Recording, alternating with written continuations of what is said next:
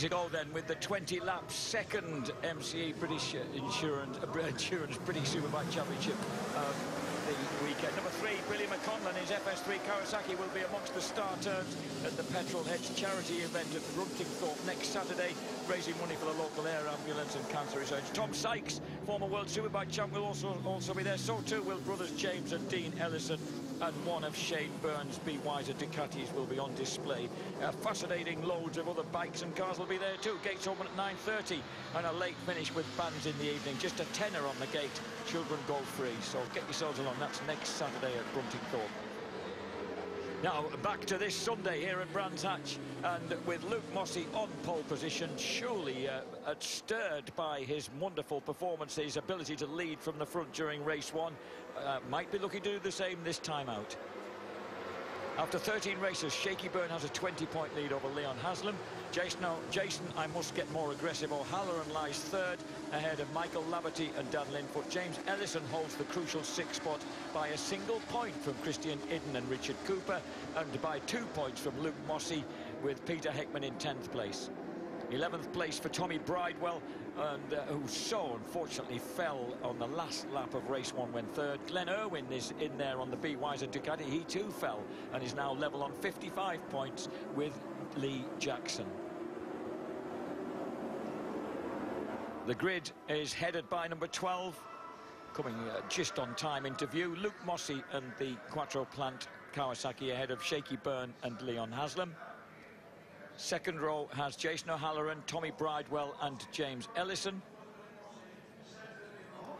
Row 3 features Christian Idden, Glenn Irwin and Dan Linfoot. On the 4th row of the grid, Lee Jackson, Richard Cooper, the two Builder-based BMWs together, ahead of newcomer Brock Parks on the ePay Me Yamaha. So ready to go with the second race of the day then. British Superbikes, 20 laps of the fabulous Brands Hatch Grand Prix circuit. Number 24, Christian Idden, adjusting the gloves in the background there on that badly damaged, stitched back together forefinger of his left hand. Ahead of him we've got Luke Mossey in perfect nick alongside Shane Byrne and Leon Haslam. It's just always these few moments of almost silence before they head off. Now, watch Shaky. That's exactly the poise he was in last time out, but he never moved. Surely he will this time. Yes, he does. Everybody's going, oh, Halloran gets a stormer from the second row of the grid. He's got to lead it just about. Haslam just cuts him off. O'Halloran put his head down and went. He said his starts were strong, James Whittam, but that was the strongest yet. That was a rocket ship. He came from the second row of the grid, cut his way through. Shaky's not made such a great start. He's back in about 5th. But what a start by the Honda Racing's Jason O'Halloran. Starts don't get any better than that start, and he's a lot further back than 5th is Shaky. It's his teammate Irwin that you've seen in the back. Somebody had a huge moment at the back of the field there. Jason O'Halloran, I need to get more aggressive. My starts are good. I'll just prove it all ways round in the first third of a lap. And here he is leading the way. When a start's that good and you don't actually see what he did, you always suspect maybe he went a little bit early, but that was a perfect start. So the Honda Fireblade leads the way then as they go swooping round Hawthorns. Second place for Leon Haslam, third for the pole setter, 4th place for Tommy Bridewell. That's Luke Mossey. Tommy Bridewell in 4th place. Shane Byrne in 9th. So Shaky with a lot of work to do. He's just in front of number 4, Dan Linfoot. Oh, someone gets sat up. I think that was James Ellison. Yeah, he was out of the seat there.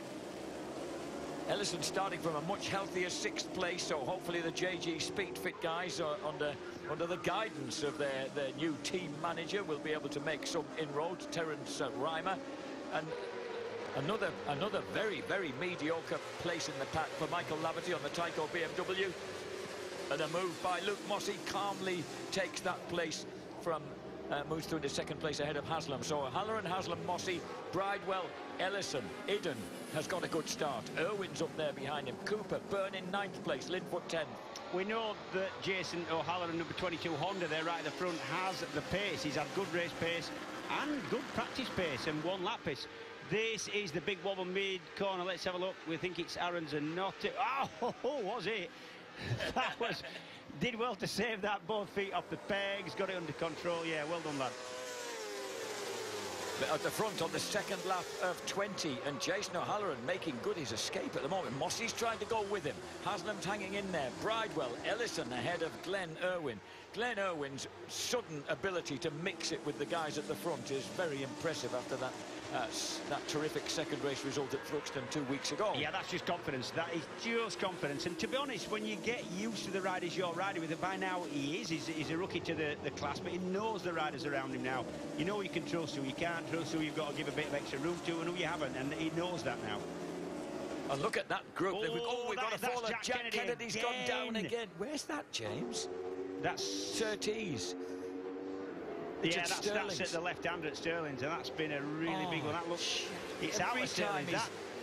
Oh no, yes, it is. Sorry, it is. I was thinking for a moment it was Josh Hook. So Jack Kennedy, every time he starts to get better, he hurts himself again. Oh, that started off at Sheens, and that's a big one. That's almost a crash we saw Ellison having with that big slide. People are getting out of his way, and out. That is really, really fortunate it didn't end up going back across the track at Sterling's. It just makes you wonder if anything just might have been left on the track after Taron McKenzie's big get-off in that Super Sport. Two big moments there. No, it started a long time after Taron was already off the track there. Taron went going in on the brake, so no, definitely not that. That was a dramatic piece of camera work to capture that from the back. That was quite something to see it all so plainly happen there for poor Jack Kennedy. So his second crash of the weekend. James Ellison makes a move on his teammate Leon Haslam and cuts through into third place. Haslam held up a hand then. He did, and I don't know what that's about. I don't know what that's about.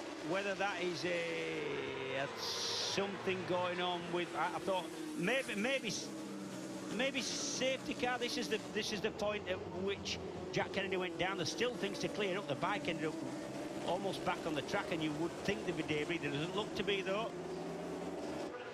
Well, at the moment, there's two riders have raised a hand, but nothing's untoward us or anything else has happened so far. We don't know what they might be not gesticulating at. Right, so this is Elliton's move up the inside into Hawthorne's. Now watch the second of the Kawasaki's in shot. That's Leon Haslam.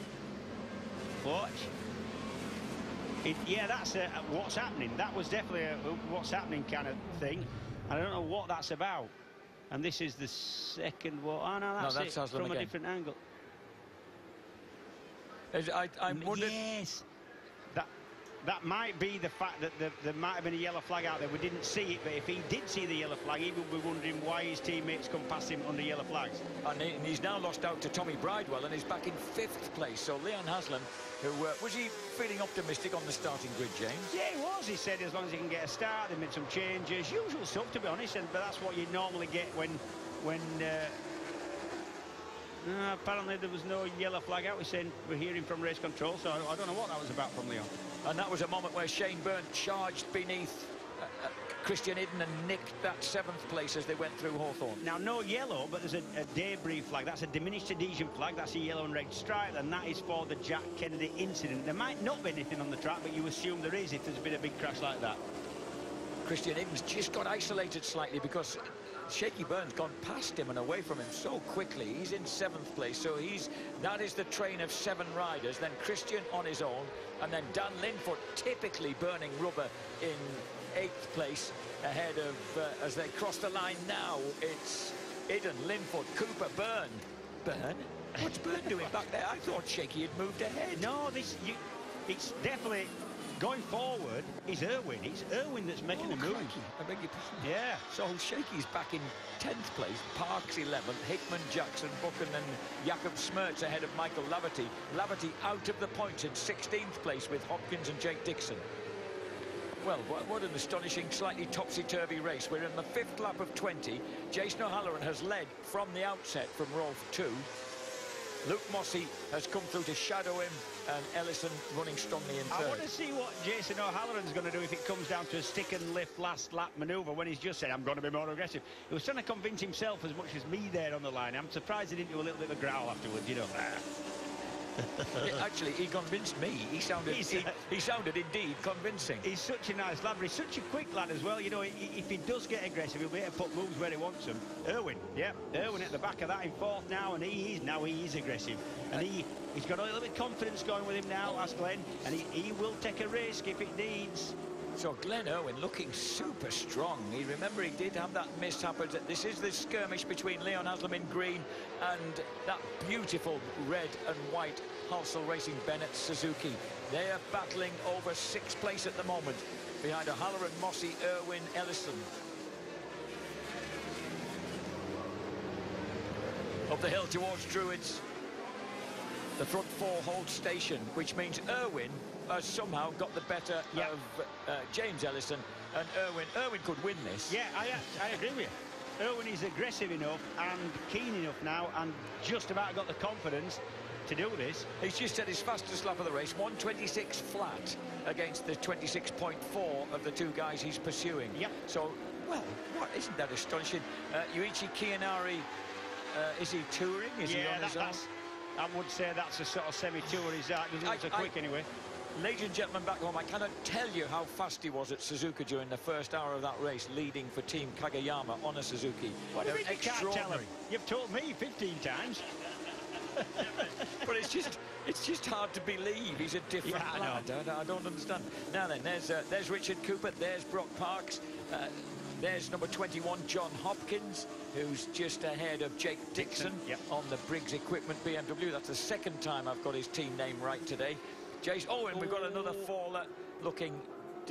People, of course, always look uncomfortable when they first hit the deck, but once they get up, I love the fact that it's like it's somebody else. And what happened then? Well, you crashed.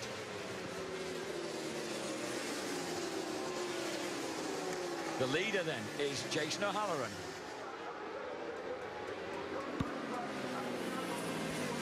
Up into Druids, O'Halloran leads it, Mossey in 2nd place. Irwin is pressing hard in 3rd, pressing really hard in 3rd. Then it's teammates Ellison and Haslam. Fastest lap though, mid-pack, Shaky Byrne, 1:25.687. In 9th.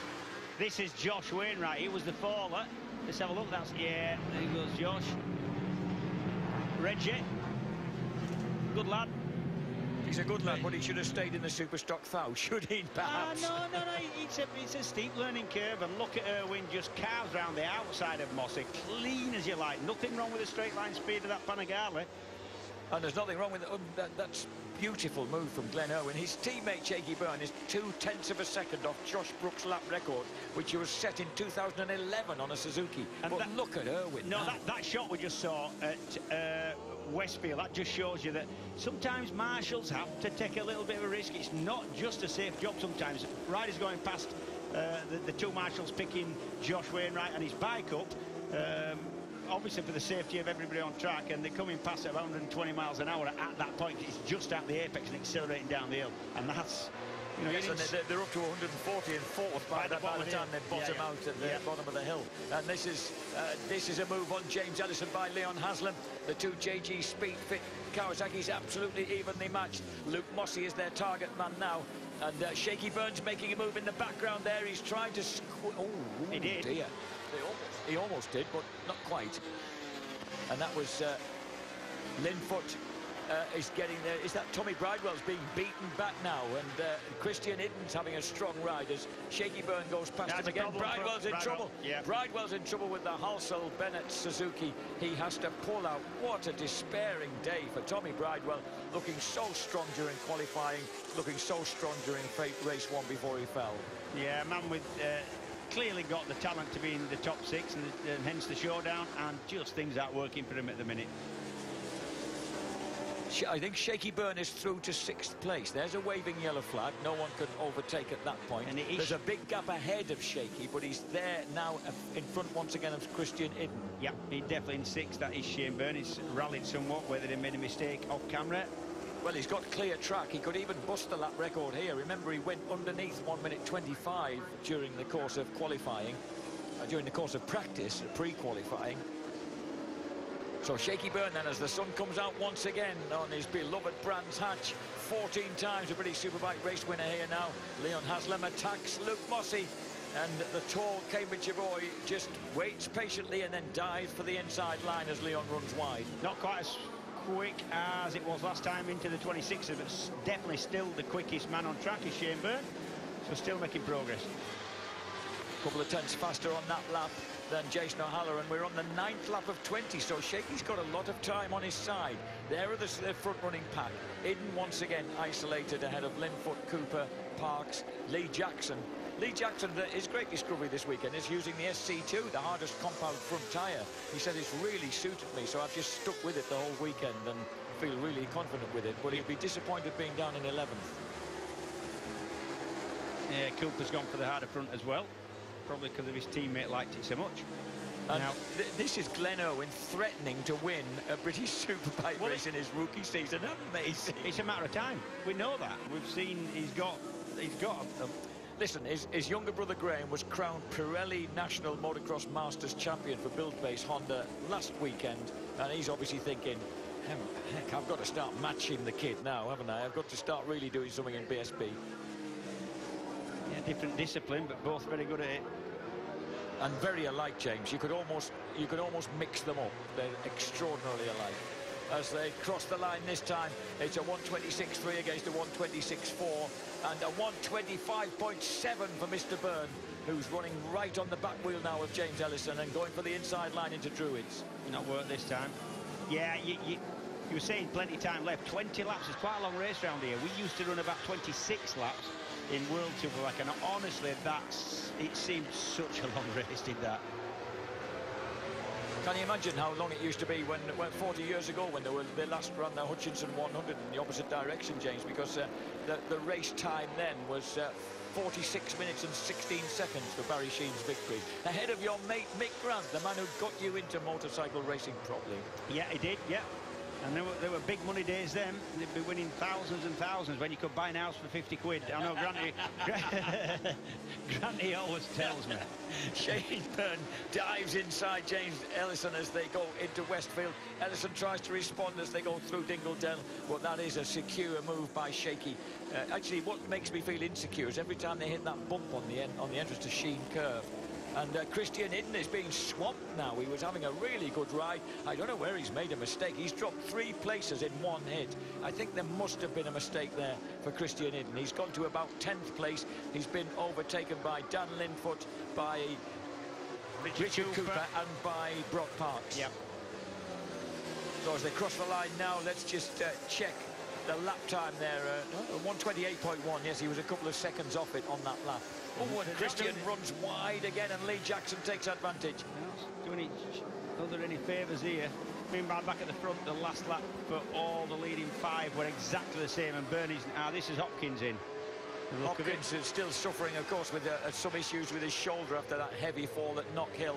Meanwhile, Glenn Irwin, Jason O'Halloran leads, Glenn Irwin second, Leon Haslam in 3rd place, Shaky Byrne now running in 5th place ahead of James Ellison and shadowing Luke Mossey. In fact, getting alongside Mossey, getting terrific drive down Pilgrim's Drop, and that moves him safely through into 4th place. Shockingly fast is the Ducati. Yeah. You wouldn't expect that.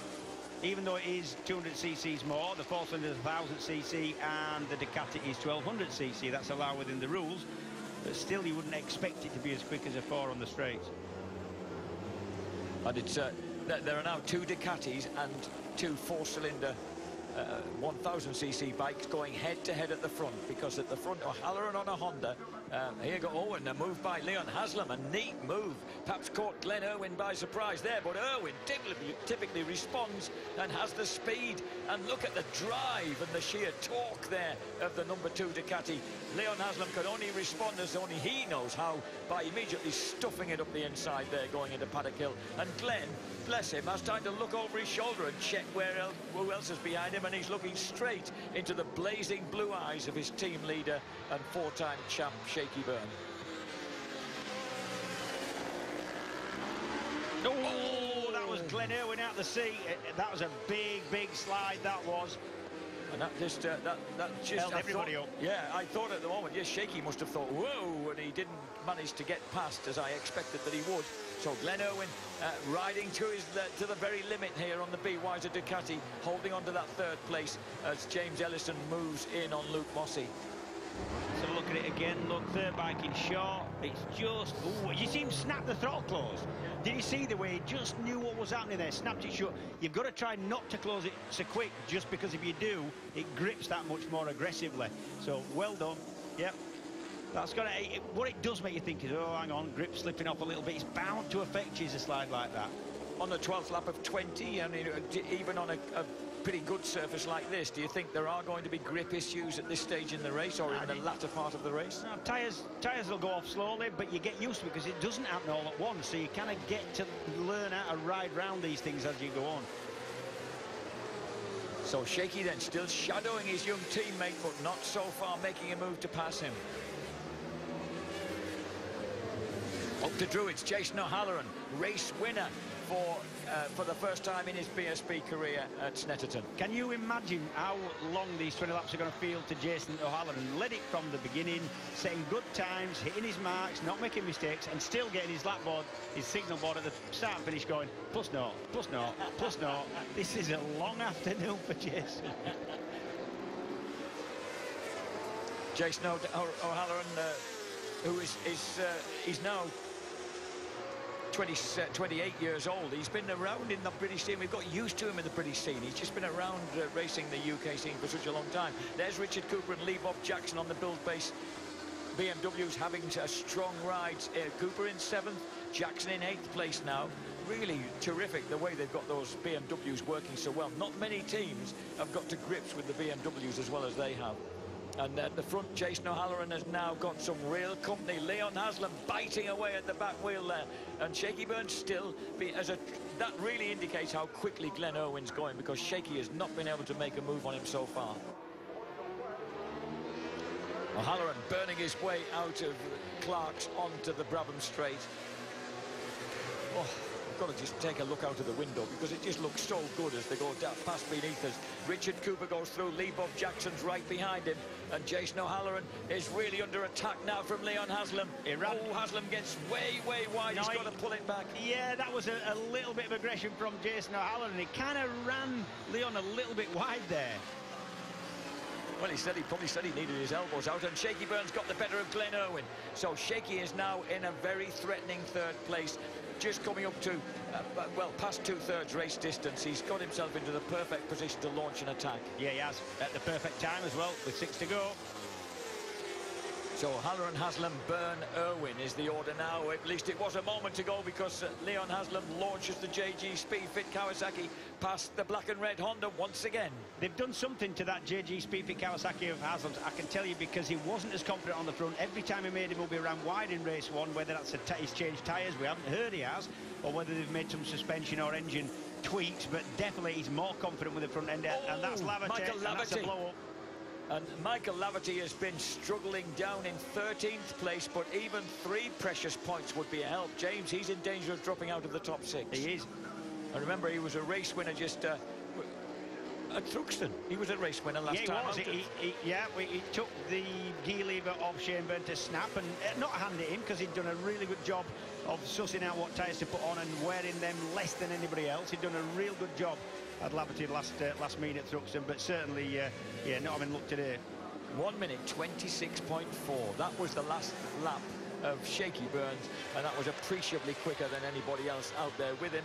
And it means that he's shrunk the gap to almost nothing on the 2 leaders. But this is a more confident Haslam. They've done something to that Kawasaki between the races that's given him more confidence, especially going in. He's going in tighter, faster, and not costing himself time coming out, and we saw that many times in race 1. He went in quick, he came out really wide and slow.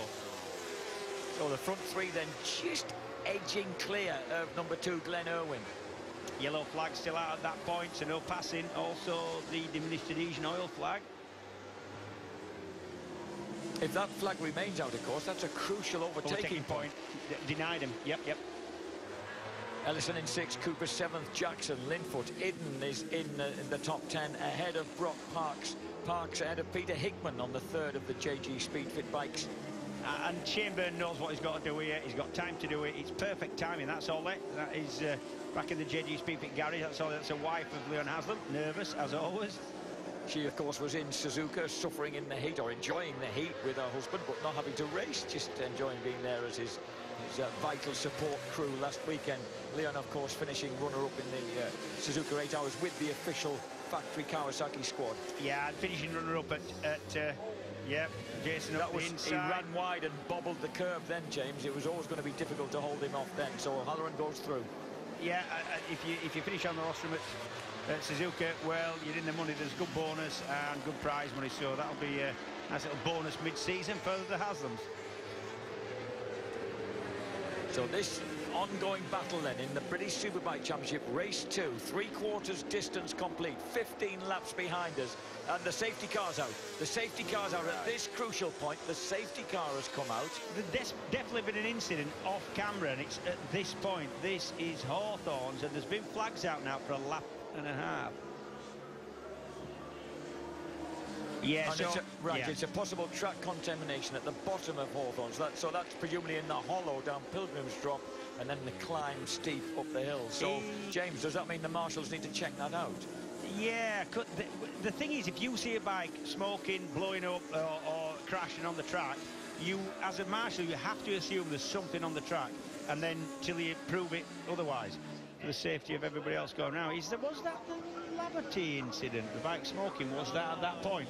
So that's the Laverty bike smoking, blowing up. The marshals have to assume there's something on the track, so they need to suss it out. So on the 17th lap of 20, as Sean Winfield goes through there, left of picture, Sean Winfield, Aaron Zanotti and Yuichi Kianari in 24th place. In fact, Yuichi is the last man on track. There is something on the track.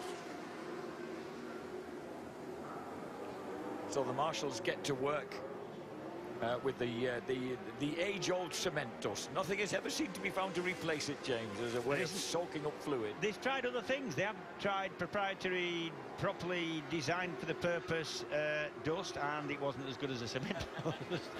Serves two jobs really. It soaks up very quickly any oil, obviously, but also it sticks to the track where the oil's been, so it lets the riders know where.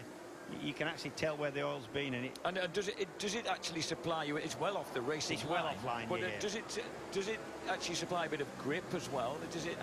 No, it just dries the oil up that hasn't got any grip, so it soaks the stuff up that is slippy. It's going through the dust, but when people are brave enough to do it when it's on the racing line, it's slippier than normal track, but then it soon kind of gets its grip back then as the dust blows away.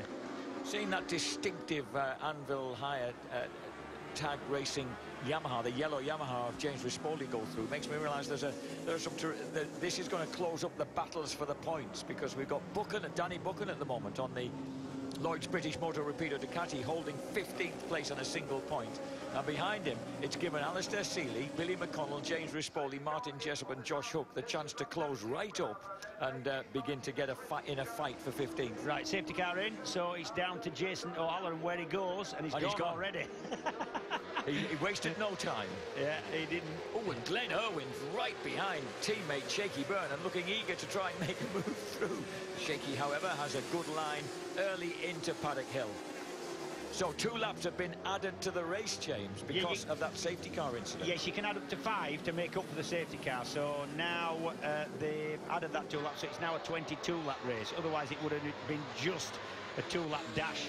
The last part. 2 laps added 22 laps, so they've got 4 to go now. 4 and a bit.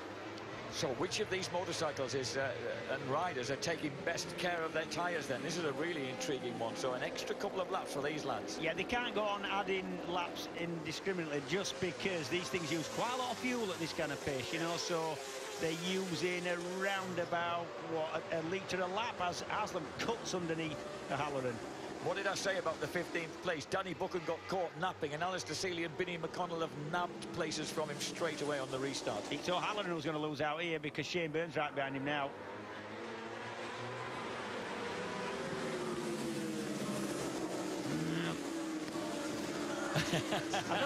I actually don't know what Mark's upset about there. Maybe they're 2 laps added. I think the 2 laps added means that Shaky Byrne's got 2 extra laps to make sure he gets this race win. Yeah. You know, rather than just that kind of final dash where Haslam had a chance to grit his teeth and hang on. Yeah, but I think he had enough time to do it anyway if he'd got the pace, as O'Halloran now tries to cut around the outside of that.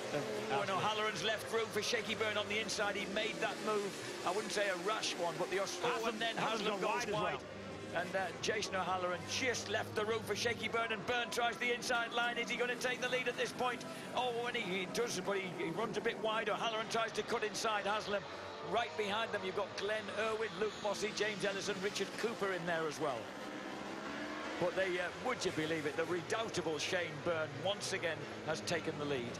Yeah, and you've got to say that he's been a little bit fortunate in both races. Safety cars come out both times and yeah, give him a little bit of a hand, but I think he had the pace to do it anyway. Whether he would have had the aggression to cut through, he obviously had a little more time to get the job done. So 3 more laps to run after this one in the beautiful evening sunshine. There's Dan Linfoot under pressure from Christian. Oh, Christian looking sketchily beneath the Linfoot's Honda as they went there through Westfield. And behind him, Parks, Hickman, Smertz, Dixon, Seeley with that last point at the moment. And at the front, it's been stretched. Leon Haslam struggling to hold his line and stay on any kind of contact with Shane Byrne. I have a giggling Witcham alongside me. I've just got a very funny text through from John McGuinness.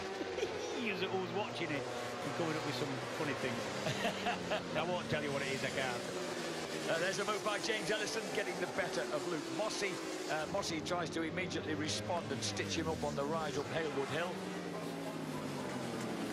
And this is the point at which Shaky Byrne is trying to make himself scarce. His last lap was a 1:25.9, James. You can still go under the 26 mark. No one else on track is able to do that at the moment. No, Haslam mid-26s. Not with tyres that have got 20 laps in, no. So there's a big battle on for precious points. Remember, all these guys want the top 60. Notice that Bill-based BMWs are right on the back of that line. Cooper and Jackson line 7th and 8th. So Jackson has once more given himself a lot of work to do, but has managed to move through into this battle. There's James Ellison. He's got the 2 black and red Bill-based BMWs right behind him. 20th lap of 22 then. 2 laps to go after this one. Down Dingle Dell.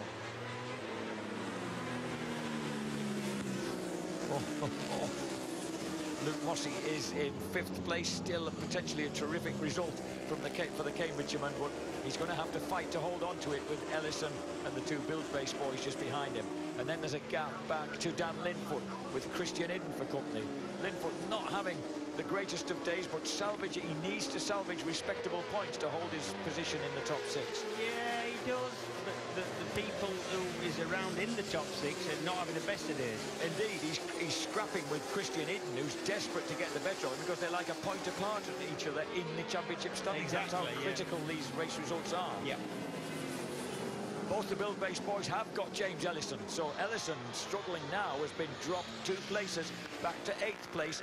Richard Cooper now and Lee Jackson. Those 2 lads, they kind of work together as a team, don't they? They're like the kind of a cycle team in the Tour de France. Look at the 2 of them pedaling their way through. I can assure you it isn't like that. You don't think Richard's just easing a path through for Lee Bob? Not at all. I think Lee Bob's going to try and mug him anywhere in the next couple of laps. And Richard gave him a chance there because he ran very wide as if he was magnetised to the cement dust there as they went into Hawthorns. But they have Luke Mossey right there in front of them. And of course, Mossey, tall, stringy Cambridgeshire lad. He's got 2 dapper little fellas behind him. They've flyweights, number 47, Richard Cooper in the black helmet, and then the orange helmet of number 14, Lee Jackson. Good, strong rides by Stuart Higgins' boys. They've been super consistent here. Of course, Richard Cooper's been on the rostrum here at Brands Hatch before. He knows how well he can go at the Kent circuit. Didn't look too stable there, no, did he, on the front? There's a big bump there. There's a patch on the inside. It's quite bumpy. Look at this. Lee Bob moves to the inside to try and get the measure of his teammate, and they both might get the measure of Luke Mossey. Well, there's teamwork, James. Simple. Lever him aside. Both of you move through, and suddenly you're in 5th and 6th places. And once again, Lee Jackson has come through the pack to nail the top 6 place. Cooper I'm impressed with as well. Yeah. And I don't think Glenn Irwin's safe at this point because these boys have the momentum, but they're on the final lap. They'll have to make the move soon. Jason O'Halloran is attacking Leon Haslam. It looks as if Shaky Byrne, with the advantage of about 0.8 of a second across the line, has a 15th race victory at Brands Hatch within his grasp. Oh, there's going to be some scathing finishes here. Dan Linfoot has caught James Ellison. Ellison's gone off the boil, probably tyres going off the boil with the extra distance in race distance. Shaky Byrne surely is going to be a race winner. Jason O'Halloran is going to be seeing if he can do anything about the green Kawasaki of young Haslam. The younger Haslam, Haslam Jr. Oh, look at this, Glenn Irwin. And you're right, Lee Bob Jackson lining up Richard Cooper. Not got him yet. One corner left for Lee Bob. There's going to be some fairly frantic finishes here, but not for that man, because he has sweetly come through to win in the sweetest of sunshine at Brands Hatch. The big Brands bash, the king of Brands. He's done the double. Shaky Byrne on the Be Wiser Ducati. Second, O'Halloran snatching it from Haslam. And as they cross the line, Irwin holds off Cooper, Jackson and Mossy.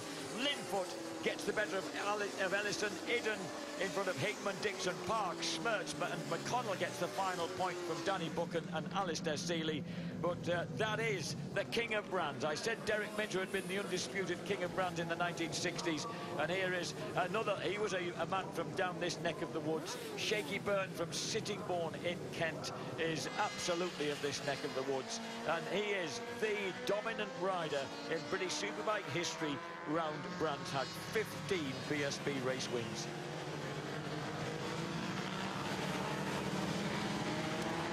Leon Haslam has been, the result has been reversed, and Leon Haslam has been given the verdict. A second place finish by 0.06 of a second over Jason O'Halloran. James Ellison sportingly congratulates Shaky Byrne, even though he must be bitterly disappointed with the way that his form fell off there during the closing stages.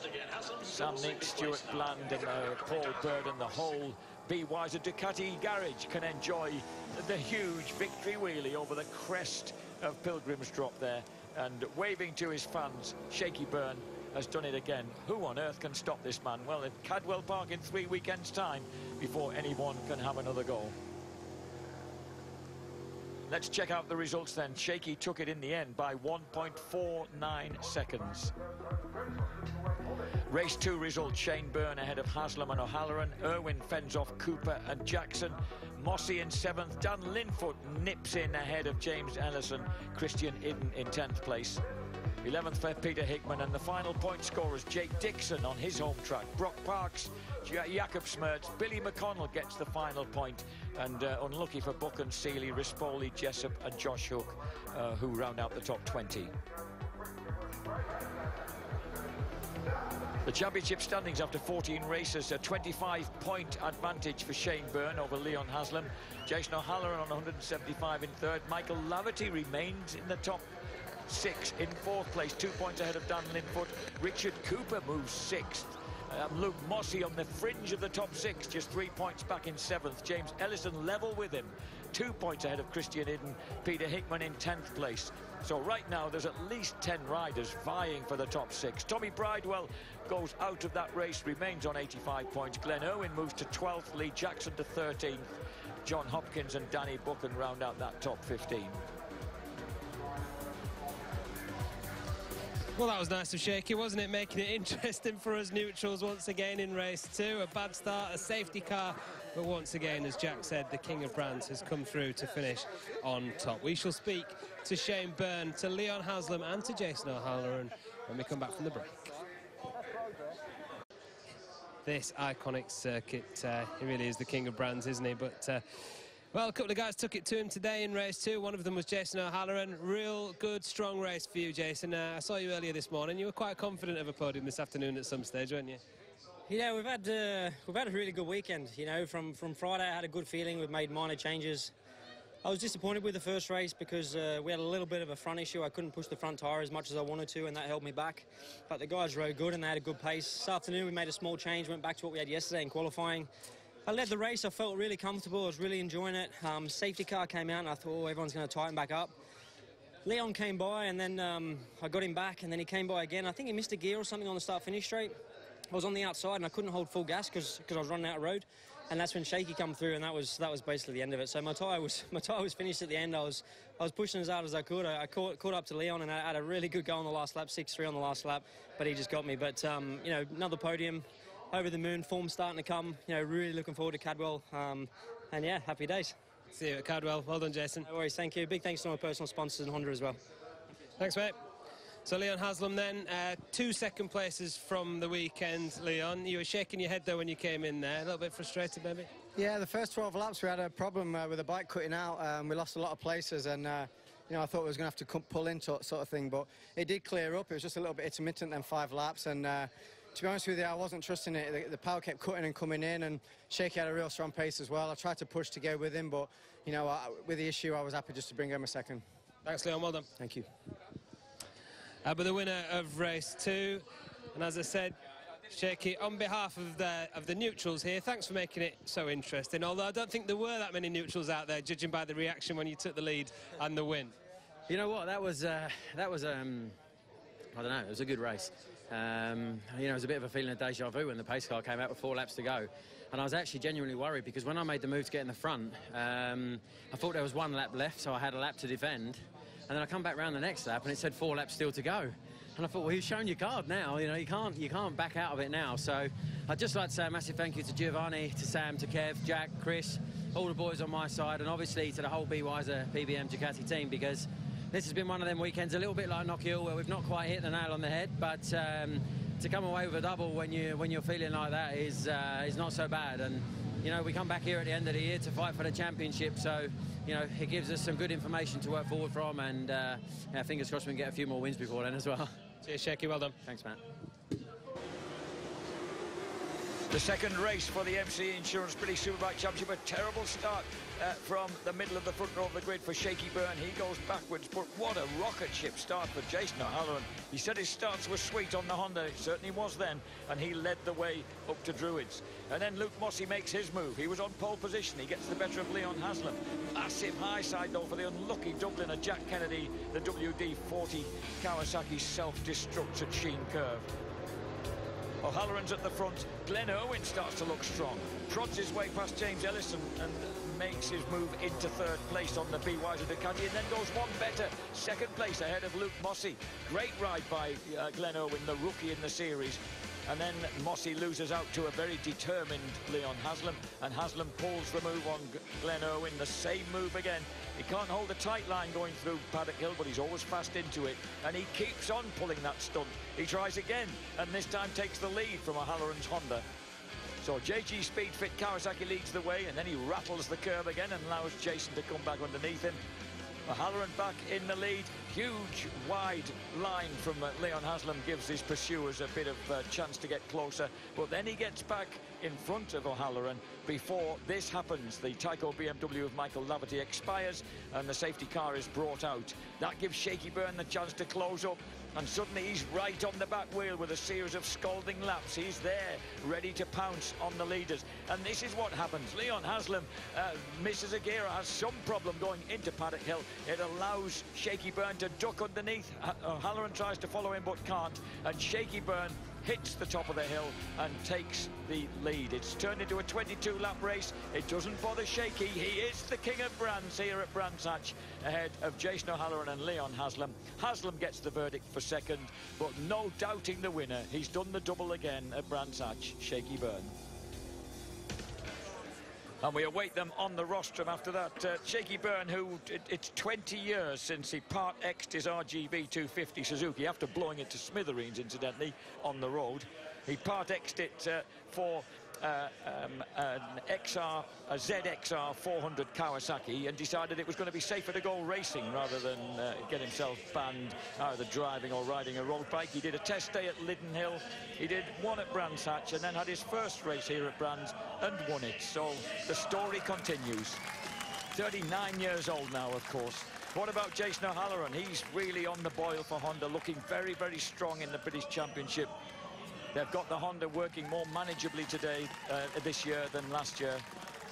Leon Haslam is still there. Leon Haslam is still struggling a little bit with power delivery on that Kawasaki, but he certainly is a fighter, and he's making the most of it. And it looks like he's worked hard, doesn't it, as he takes a deep breath on the rostrum.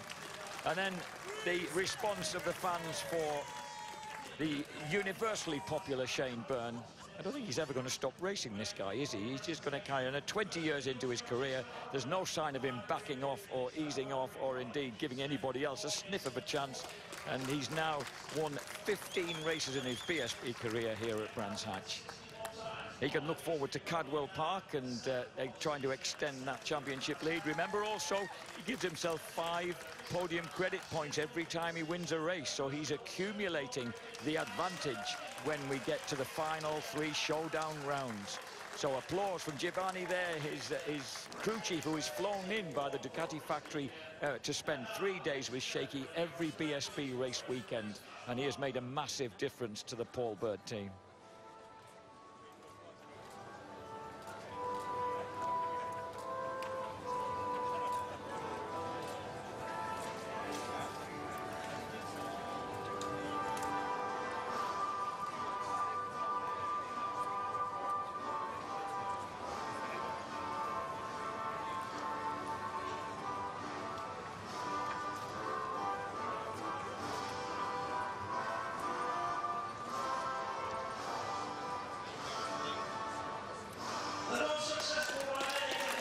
When he used to tell his primary school teachers he wanted to be a motorcycle racer, they used to understand that he'd take the mick out of Shane Byrne.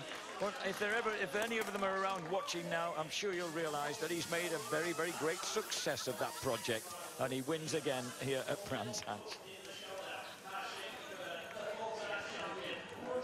Also, of course, he will be crowned the King of Brands, because the King of Brands that was first introduced during the days of Derek Minter in the 1960s has been reintroduced. He was I think he was King of Brands here last year, and he might, was he King of Brands here last year? Might have been, but anyway, he's certainly going to be. It was Josh Brooks last year who went on to be champion, of course, but for Shaky Byrne, he too will be, he will become King of Brands for the first time, really, and this being very much his local track, his local area, his local county, although he was born actually in South London. He'll be really thrilled to become King of Brands, and he's probably being told that